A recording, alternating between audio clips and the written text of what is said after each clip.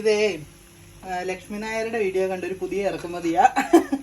അരി ബോണ്ട, അങ്ങനെ പ്രത്യേകിച്ച് പേരൊന്നുമില്ല. അരിയും ഭയങ്കര പക്ഷെ എളുപ്പമാണ്, നല്ല ടേസ്റ്റിയാണ്. എണ്ണ ഒഴിച്ചതുപോലെ തന്നെ എണ്ണ കുടിക്കത്തും ഇല്ല.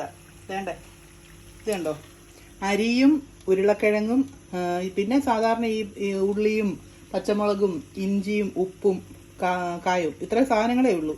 കായം. ഇത് കണ്ടല്ലോ, അരി അങ്ങോട്ട് കുതിർത്തിയിട്ട് അരയ്ക്കുക, പൊട്ടറ്റോ പുഴുങ്ങിയിട്ട് അരയ്ക്കുക, എല്ലാം കൂടെ മിക്സ് ചെയ്യുക. അപ്പൊ തന്നെ വെക്കുകയൊന്നും വേണ്ടത്, ഈ എണ്ണക്കകത്തിട്ട് ഇങ്ങനെ വറുത്തെടുക്കുക. അത് ഞാൻ ഉണ്ടാക്കിയത് അതിന്റെ എണ്ണ വാരാൻ വേണ്ടിട്ടേ ഇങ്ങനെ വെച്ചേക്കുക.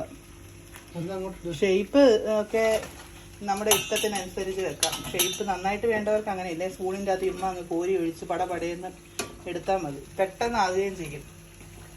കാണാവോ, ഇഷ്ടം പോലെ.